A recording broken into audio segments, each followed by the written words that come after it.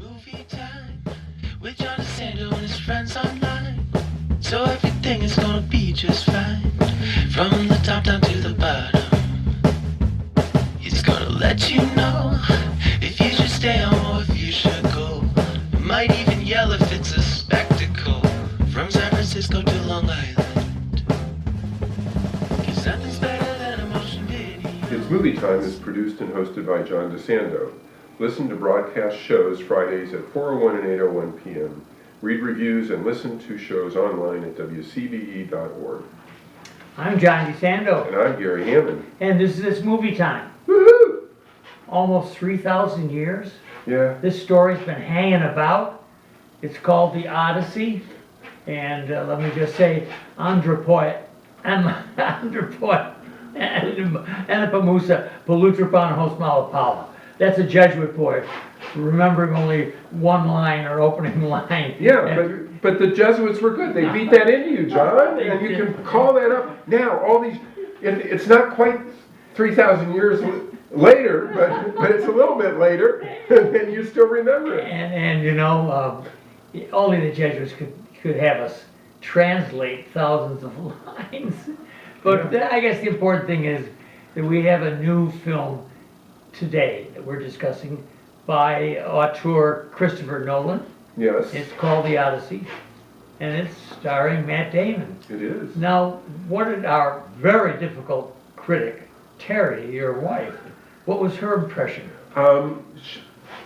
She did not favor the movie, and she said, "Do you want to know why?" And I said, "No, thank you. I favored the movie very much." So yeah, so she apparently has some criticism, and I'm sure she'll tell me at some point. Yeah, my son did too. Yeah. And this is in the face of thousands of people who love the movie, so. Well, I mean. everybody's entitled. You know, is it art? Yeah, I would say it's art. Is it entertainment? Yes, it's entertainment. It depends on how you take it as far as that goes. You and I were debating Matt Damon as Odysseus before we saw the movie, and afterwards, yeah, he's good. He's really good. He is good. He is still a disappointment to me. As you know, my choice would have been Hugh Jackman.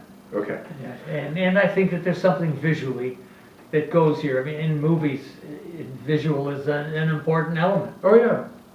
And I don't think he has the visual composure. I think, for instance, you would have. And that's, you know, that's one of the times when your height works in your favor. Yeah. Excuse me. I choked on my own sparkling water. Were the Greeks giants? No, they were not. You know, I'm not sure. It's a great question, Counselor. I have no idea. But in my mind, I figured he would be bigger than most men. Only because, you know, that's one of the superficial parts of heroism and the way that we tell stories. But the hero's not a hero because he's a big hulking thing. It's because of his inner being. And the other thing is, he had to fit inside the Trojan horse. You know, they had that big guy, Shalonkin, and he would have taken the room of 3 men. And what happened if Shalonkin got killed? They would, you know, they'd be down for dead. When they showed that one just barely peeking through the sand, the horse, the Trojan horse, which was the idea of that trickster Odysseus. Mm-hmm. He was the one who got them inside the walls of Troy with that horse. It just didn't seem big enough to me either to hold all the guys who are going to bring down Troy. I mean, easier to have just the face of Helen burned 1,000 ships. We burned 1,000 ships. Yeah, but that was at the beginning. The face that launched 1,000 ships. I know. And then they were burned on the beach initially, so they had to build new ships in order to sail away over the 10 years, deforesting the Theban landscape. All right, so Christopher Nolan, who has brought us, for instance, Dunkirk. Mm-hmm. It's another beach kind of movie. Yeah. And he is a man who knows how to deal with heroism. So, to me, there's a great deal of darkness in this film. Well, there's dark times. Yeah, and I think in the way that we tell the story, now this has been retold. In fact, it was never originally printed, obviously. Right, this film. But it was mostly a story, I thought, of adventure. Of course, yeah. Wild-ass adventures. Well, it's got a lot of lessons in it for people. They're contemporary lessons. They're lessons about ego and power and conflict. And when you said the oral tradition, I attended a oral storyteller at Ohio State campus where they have that sort of small Greek theater. Yes. And there was a woman that came out and talked for 2 hours straight. Right. No intermission. And she started off by talking about how she used to appear in much greater venues like Thebes and Rome and so on. It had millions of, well, thousands and tens of thousands of people.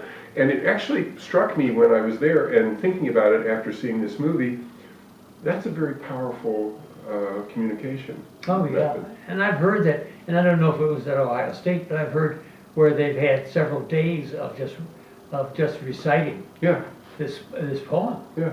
So it's quite a magnificent production. I think, for instance, for me, where I believe that Christopher Nolan brings his genius into this is a modern element of guilt. Would that make any sense to you? I think it was in the book though too. Do you? Yeah. And I've forgotten whether it Yeah, is. he was trying to get home. Yeah. And he was anxious to get home, and yet he goes off on these different frolics.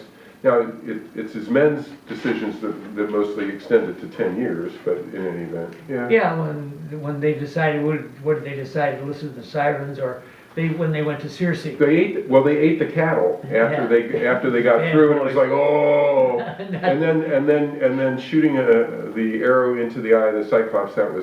Right. He was Poseidon's favorite. Yes, right, and in fact that they had sharpened something like a gigantic pencil, Yes. put it right into his eye. Again, probably Odysseus thought that this would be a way for them, and so I didn't Well, catch that was the only way, because he was feeling the sheep, and if he saw that, he would have seen them, but he was feeling the sheep. Right, and I don't know if they depicted it on the way out, but they hid under the.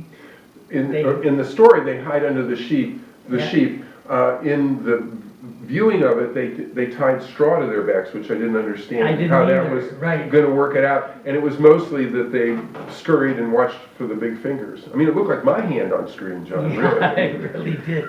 But yeah, I'm glad you mentioned that, because it didn't fit.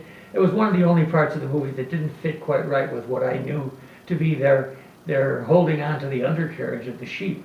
Well, So he would put his hand on top, right. but failed to think about covering He's a underneath. Cyclops, John. You only see, He only didn't see. Yeah. I mean, they poked his eye out, Right. which was really a brilliant piece. And Odysseus was the one who thought up the idea of the horse, and so he's quite a guy, which strikes me as something of a comment on him, that it takes him 10 years after the war to get home. Why, come on, boy. Well, he is hanging out with a very attractive Charlize Theron for 7 years. And she is good as what, Calypso? I think that's right. I think that's right. I think Yeah. that's right. Charlize Theron, good one, counselor. I think she's really more outstanding than anybody. She gets a little more time. Zendaya plays Athena, Mm-hmm. and she's somewhat attractive, but I think Charlize has just got so Yeah. much going for her. And I just wonder, boy, with all of your genius, you can't get home, and you start thinking, well, Well, no. He went through trauma, John, and he forgot. He had amnesia that was induced either by the trauma or by Charlize Theron. But in any event, he begins trying to recover his memories, and when he does remember Penelope, and he does remember Telemachus, and he decides that he's got to go, and so he goes on a raft. And you're reminding me that there's a couple of wars going on here. One of them is right in Ithaca, Yeah. right in his own palace, with his wife Penelope, played fetchingly by Anne Hathaway, who doesn't seem to lack for roles these days. She doesn't, and actually I couldn't think of another dramatic movie that I'd seen Anne Hathaway in. I'm sure that I have, but as I was preparing Les for this. Miserables. Okay, there you go, yeah, okay, so there Yeah. we go. Okay. So yeah, she is always wonderful, and And, she was here. and she's in the Prada, Devil Wears Prada. She's in a couple Oh, I of... remember that didn't strike me as a dramatic movie. You see it as a comedy? I do. You're right. Yeah. I think you're right. But let's just say of the roles that she's getting, I think of all these ingenues who are out there saying, "Can't I give me a role?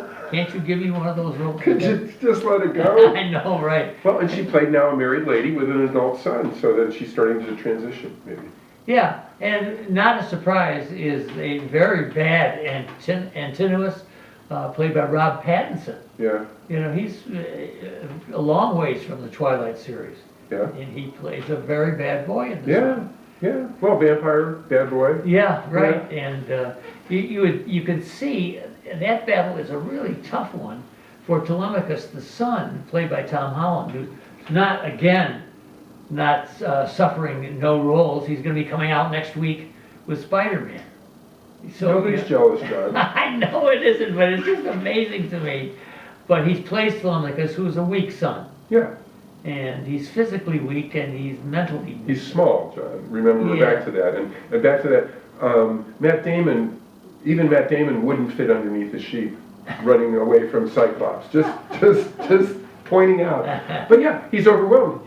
He was a baby when his father left, and he's now these suitors have been there for decades, at least a decade. It's not clear. It seems like they moved in right away, but in any event, they've certainly been there for 10 years. Yeah. Right. And there's all these conniving against him, and he's always under attack, and people are criticizing him. And he is a 20-something, but you know, he's overwhelmed by all these He comes people. through for Dad toward the end. Well, he does. I mean, he's an admirable character in what he does, but he's he's hard pressed. Yeah. And so Odysseus coming back home, I think, is really one of the more poignant parts of this film. And for those men of any age, at any time, in any of the millennia, who have jobs that take them away from home, this is certainly an interesting piece. Mm-hmm. With leaving your wife and your children at home and going off, for instance, a movie star, for instance, and going off and doing your job. Who can blame them, except that I think Nolan hits here what Homer was hitting here, which is the need to get home. Right. You know, which is strong, even in our Marvel studies these years. Mm-hmm. Most of your heroes are in one way or the other connecting with family and trying to get home. Well, Christopher Nolan directed Inception, which is about Leonardo DiCaprio. He was a thief, and he went into people's dreams and stole their private information, but now he's a thief that he's planting things in there, and he's made a deal that otherwise he's going to go to jail or prison or whatever if he doesn't steal some information from people. Inception, good choice. Christopher Nolan seems to go for, even when he does Batman, he seems to go for the introspective. Mm-hmm. He goes for the heavy-duty themes, and I really appreciate it. All right, Gary Hammond. If people want to hear more, good Lord, can you believe anybody would want to hear more of us? But if they do, they can go to WCBE.org. They might have done it until you said that, John. Go ahead. Okay. And this would be our podcast, which is Backtalk. So right now, though, Gary, what do you recommend concerning the Odyssey, starring Matt Damon and directed by Christopher Nolan? I thought it was great. I really enjoyed it, and I'm contemplating going back and seeing it in IMAX just to get an idea of the film, because I haven't seen an IMAX movie in a very long, not since Avatar, I think. Well, you know, that's a great point. We didn't see it, and the screens, for instance, we went to Lennox, the standard screens are so big, I didn't even miss IMAX yet, because he filmed it all in IMAX, and just read a bit about the heroic struggle to do that, carry these 100-pound cameras. It's like the Mona Lisa. You got to see it if you're in Paris. I mean, you just got to see it. You may be right, and it doesn't look like Terry will be going back. I don't think so. But if you do go back, we'll go. We'll go. So let me know sometime when you actually are not going home, but actually going somewhere else, and you can bring me with you. But anyway, it's called The Odyssey, and it's directed by Christopher Nolan. With John DeSando and his friends online, so everything is gonna be just fine. From the top down to the bottom, he's gonna let you know.